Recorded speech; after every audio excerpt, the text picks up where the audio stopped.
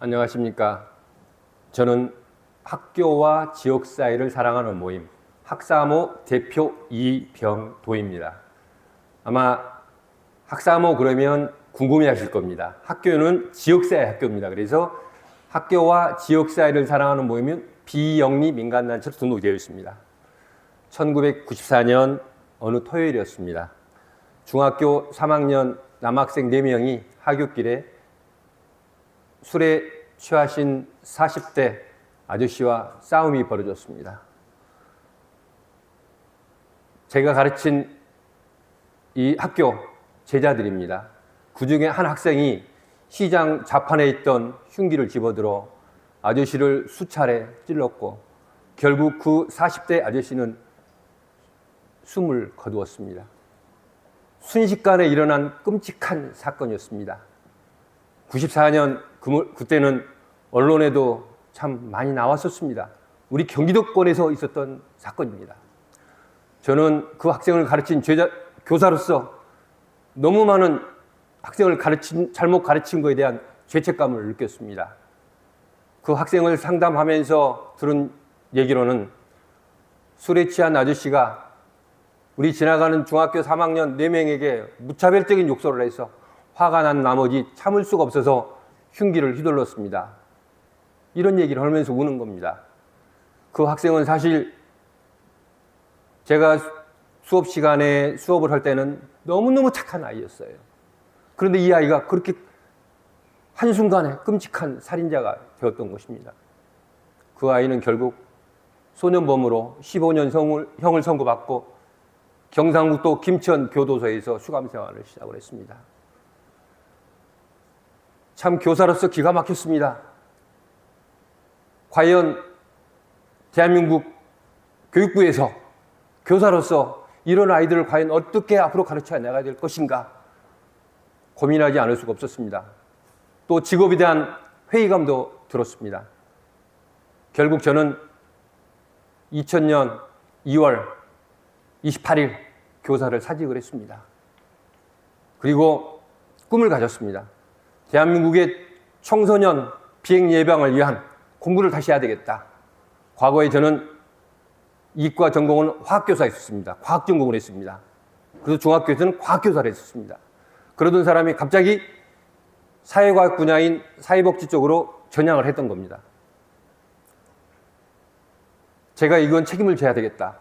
사실 그때 가정에서는 많은 반대가 있었습니다만은 그 반대를 무릅쓰고 방금 말씀드렸던 2000년 2월 학교를 사직하자마자 바로 학교와 지역사회를 사랑하는 모임 비영리 민간단체를 등록을 준비를 했었습니다. 그러면서 우리 아이들의 비행 예방을 하기 위해서는 반드시 가야 되는 곳이 검찰청, 지청, 또 소년원, 의왕시에 있는 서울소년원, 안양시에 있는 안양소년원과 또 분류심사원, 그 다음에 양재동에 있는 서울가정법원 등을 제가 찾아갔습니다. 그래서 범죄예방위원, 소년보호위원, 위탁보호위원 등으로 자원봉사를 시작을 했습니다. 그렇게 해서 자원봉사와 공부를 병행해 갔는데 2009년 갑자기 위암 진단을 받았습니다. 청천벽력 같았습니다. 가정의 반대를 무릅쓰고 교사를 그만두고 자원봉사를 하면서 또 대학원 공부하겠다고 했는데 공부고 저 모든 게 다 포기가 됐던 겁니다.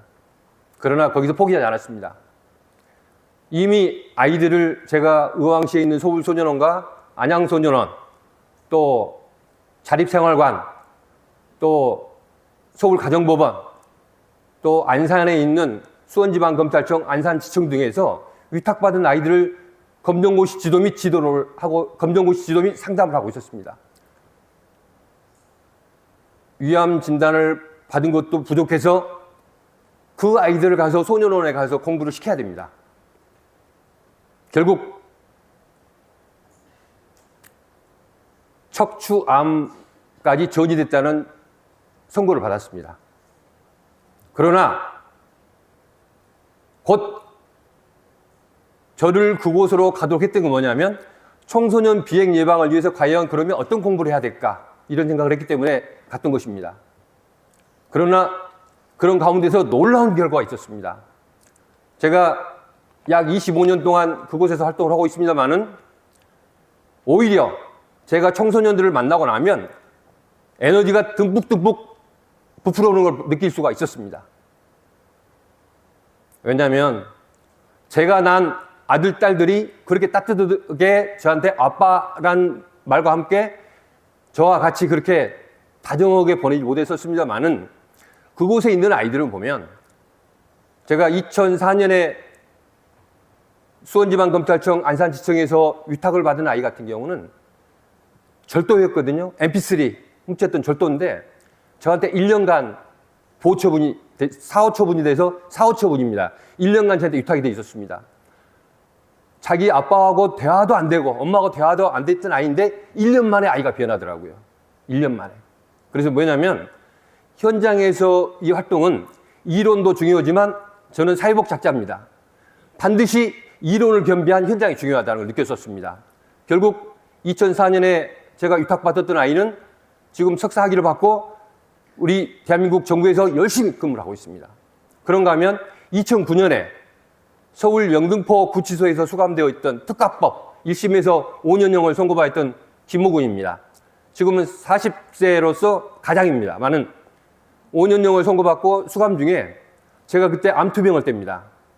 그 아이를 제가 상담을 하면서 어떻게 했냐면 일주일에 한 번씩 상담할 때 반드시 사식을 넣어줬어요. 사식이나 간식을.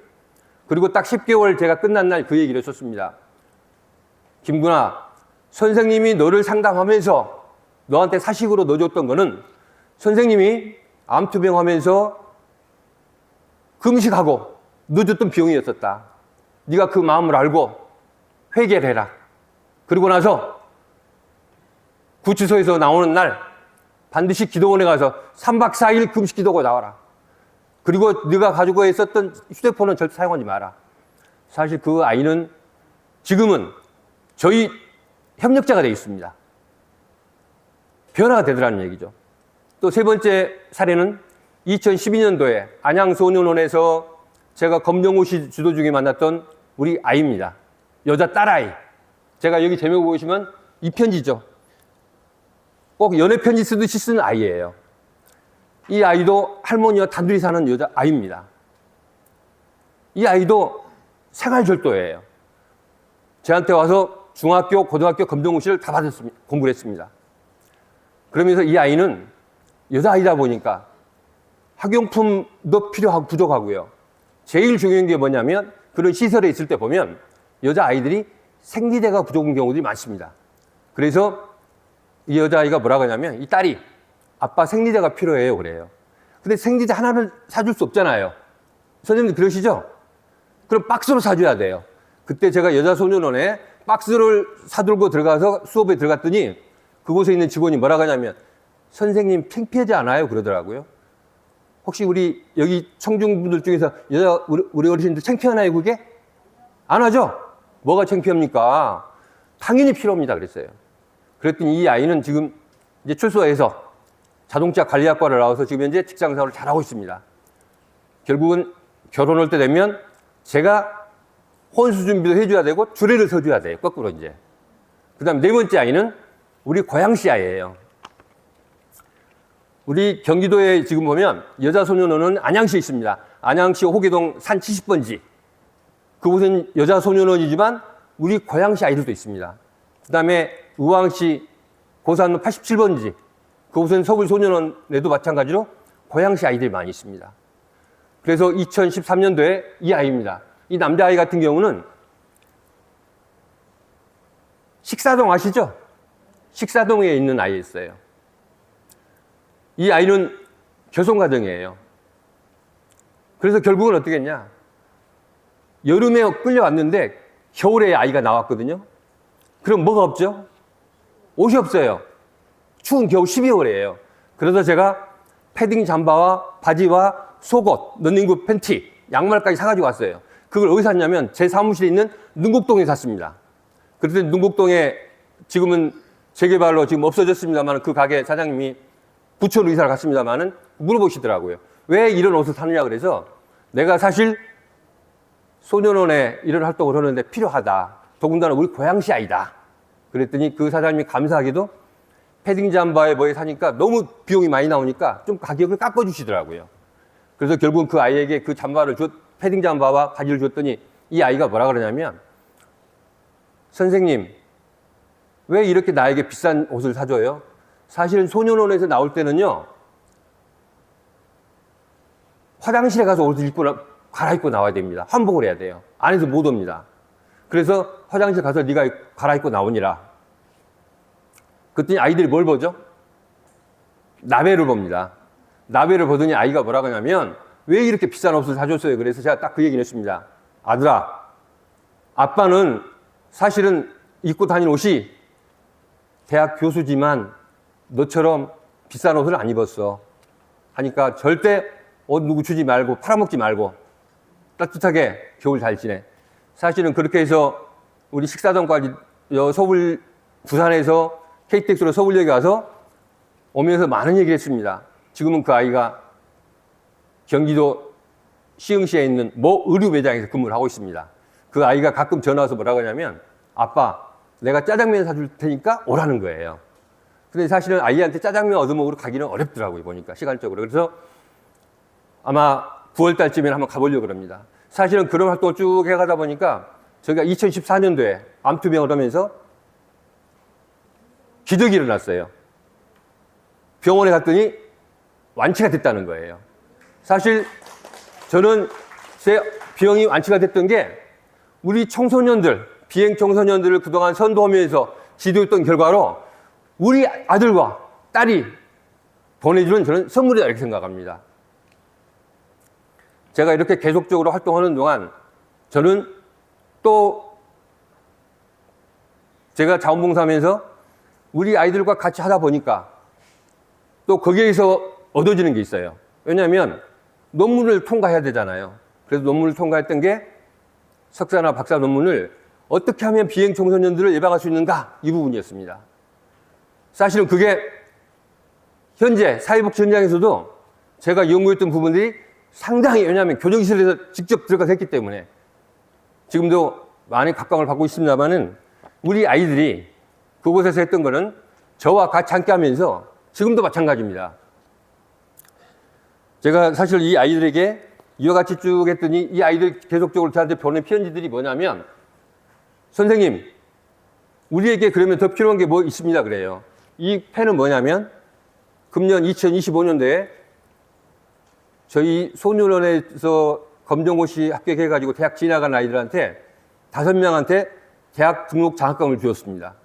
제가 지금 현재 의왕시에 있는 서울소년원 협의장을 맡고 있습니다. 그 서울소년원에는 우리 고양시에 있는 학생들도 약 15명 이상 있어요. 그래서 우리 아이들 뽑아서 주고 또 그 다음에 두 번째로는 금년 7월과 올 1월에 저 시설에 청소년 도서 관장 도서 2,800권 시가로는 한 6천만 원 되더라고요. 준비를 해줬어요. 그래서 스터디 카페를 만들어줘라. 그래서 우리 아이들이 그 시설에서 나와서 다시는 재비행을 하지 않는 아이들이 되도록 해달라. 이런 부탁을 드렸던 겁니다. 사실은 이런 활동을 그동안에 쭉 한 25년 해오다 보니까 저 자신도 많이 이제 경험도 축적이 되고 또 제 주변에 제가 지금 운영하고 있는 사무실이 고양시 덕양구 포당로 130번입니다. 허스플라자가 있습니다만은 그곳에서 우리 고양 시민들 중에서 저와 같이 공부했던 분들이 저희가 활동하는 시설에 와서 같이 봉사하는 분들이 많습니다. 그래서 흔히 나이는 숫자에 불과하다고 말합니다. 그래서 나이뿐 아니라 아무리 심각한 병마도 저 자원봉사 열정을 막을 수는 없었습니다. 자원봉사를 통해서 박사 학위를 받고 또 교수로 임용이 되었고 건강을 회복하고 제 자신을 지킬 수 있었습니다. 또 수많은 아이들을 암흑에서 벗어나도록 새 삶을 살도록 하셨습니다. 청소년은 대한민국 희망입니다. 청소년은 곧 대한민국 미래입니다. 한순간의 실수로 100세 시대의 인생을 헛되게 할 수는 없습니다. 비행 청소년들도 우리의 아들이고 딸이기 때문입니다. 자식 농사만큼 값지고 소중한 게 어디 있겠습니까? 이 자리에서 여러분들께 약속드립니다. 제 남은 인생 우리 아이들을 위해서 끝까지 최선을 다할 것이며 이 세상을 떠나는 날 여전히 쓸모가 있다면 대한민국의 의학 발전과 환우들을 위해서 제 자신의 몸과 장기를 규정하여 자원봉사의 여정을 마무리하겠습니다. 고맙습니다.